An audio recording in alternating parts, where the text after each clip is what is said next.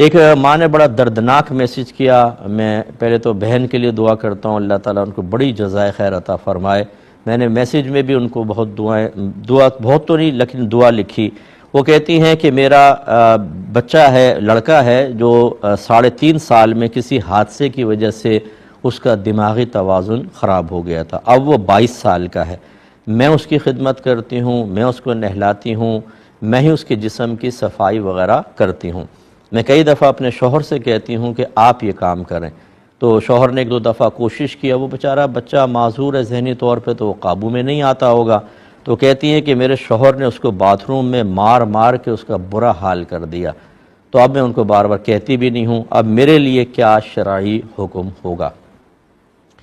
میری بہن، پہلے تو میں وہی آپ کو صبر کی مزید تلقین کروں گا. یہ آپ کی خدمات آپ کے لیے درجات کی بلندی کا بہت سبب ہیں، اور جب میدان محشر میں انشاءاللہ اس کا انعام آپ پا رہی ہوں گی تو آپ شاید ہی آپ کے دل میں تمنا ہو، جیسے حدیث میں یہ الفاظ موجود ہیں کہ کاش اور زیادہ آزمائشیں ہوتی جن پہ میں صبر کر کے اس سے زیادہ انعامات حاصل کر لیتی.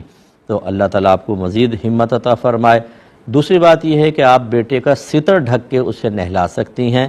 منہ زیر ناف کا بھی میں نے مسئلہ بیان کیا کہ یہ آپ کے لیے ٹھیک نہیں ہے کہ آپ ستر بچے کا دیکھیں.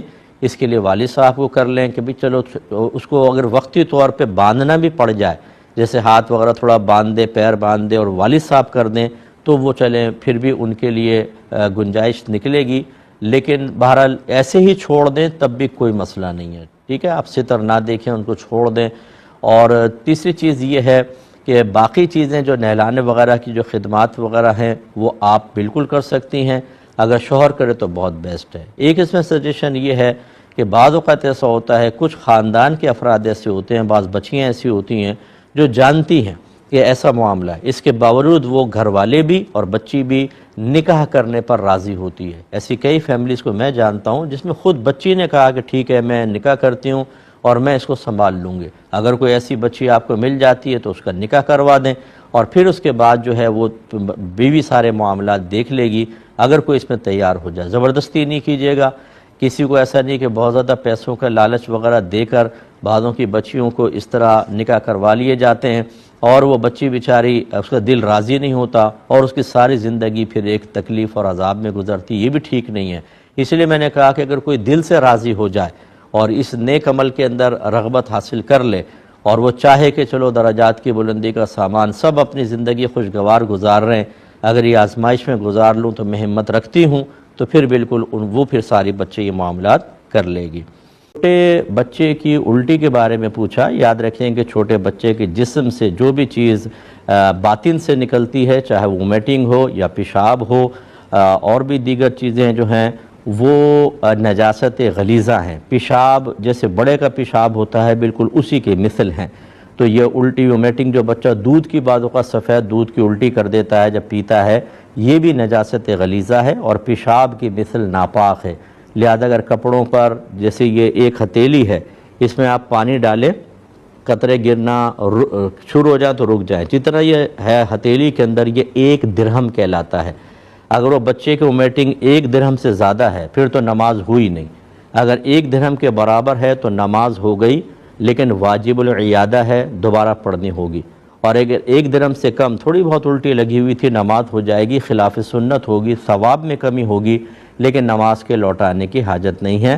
اور اس میں بھی افضل اولا یہی ہوتا ہے کہ پہلے صاف کیا جائے. اس سے ہماری وہ بہنیں ذرا درس حاصل کریں جو بچوں نے میٹنگ کر دی، بس یہ دوپٹے سے صاف کیا، نماز کا ٹائم آیا اسی کپڑوں کے اندر نماز پڑھ لی. یا جو عوام میں معروف ہے کہ چھوٹے بچے کا پیشاب تو پاک ہوتا ہے. کس نے کہا کہ پیشاب پاک ہوتا ہے؟ نبی کریم نے ہر قسم کے پیشاب کو ناپاک قرار دیا ہے. اور یہ جو روایات میں آیا کہ بعض اوقات لوگ بچے کو سرکار کی گود میں دے دیتے، بچہ پیشاب کر دیتا تو سرکار پانی لے کے اس پہ چھڑک دیا کرتے تھے. تو یہ اس سے ایک نتیجہ نکالا بعض نے کہ شاید بچے کا پیشاب پاک ہوتا ہے، دیکھیں دھویا نہیں، صرف چھڑک دیا. علماء نے فرمایا کہ یہ اصل میں صرف اس وقت معمولی سی اسمیل کو ختم کرنے کے لیے تھا. یہ کہاں ثابت ہوا کہ سرکار نے بعد میں نہیں دھویا تھا؟ کیونکہ جو پیشاب کے ناپاک ہونے کی احادیث ہیں وہ مطلقاً ہیں. مطلقاً مینز وداؤٹ اینی کنڈیشن. اس میں بالغ نابالغ کی کوئی قید نہیں ہے. وَاسْتَنْزِهُ مِنَ الْبَوْلِ فَإِنَّ عَامَّةَ عَذَابِ الْقَبْرِ مِنْهُ، سرکار نے فرمایا کہ پیشاب کی چھینٹوں سے بچو کیونکہ اکثر عذاب قبر پیشاب کی چھینٹوں کے باعث ہی ہوتا ہے، تو لہٰذا یہ ناپاک ہوتا ہے، اس کا اچھی طرح خیال رکھیں۔ میری کتاب طہارت کے مسائل اور احکام خرید لیں، یہ بیسٹ بک ہے طہارت کے مسئلے پر۔ عوامی لحاظ سے طہارت کا شاید کوئی ضروری مسئلہ ایسا نہیں ہوگا جو آپ کو عام فہم طریقے سے اس کتاب میں نہ مل جائے، ضرور گھر میں رکھیں۔